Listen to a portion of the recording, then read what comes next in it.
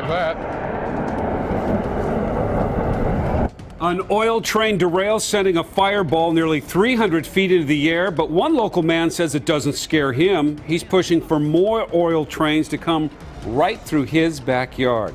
At 11 o'clock, good evening. I'm Jeff Gianola. I'm Ann State. Today's crash is basically renewing the debate over that oil train terminal that is planned for Vancouver. But first, more on what happened in West Virginia today. This was a fiery crash. Forced hundreds of families to evacuate. Incredibly, no major injuries are reported. The tanker cars were traveling from North Dakota to Virginia.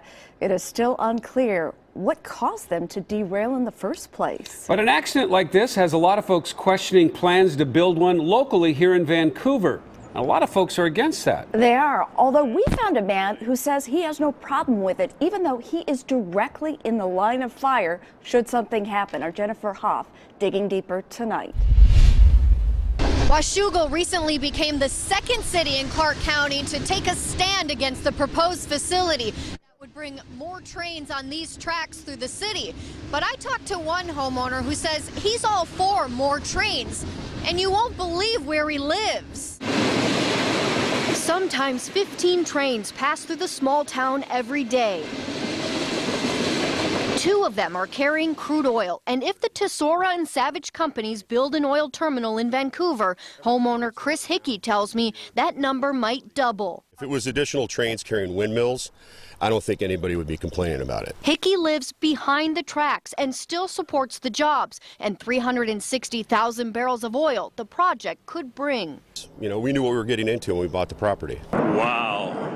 He also feels safe despite Monday's derailment in West Virginia and a crash in 2013 that killed 47 people in Quebec. I don't lay in bed at night and worrying about a train derailing out here and blowing up and the whole bit. I mean, it's not a primary concern in my life. But we want to know dang well that what's happening in Washougal and what's passing through is safe. The longtime mayor says the long trains can block the city's 6 traffic crossings at once, and drivers reported being stuck anywhere from 3 to 17 minutes.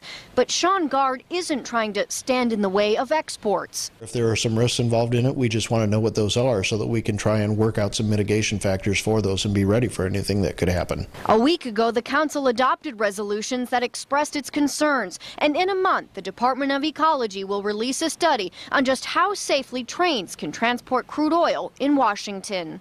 And that's a big line for us. We want it to be safe.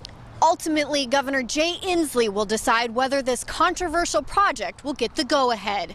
In Washougal, I'm Jennifer Hoff for KOIN 6 News.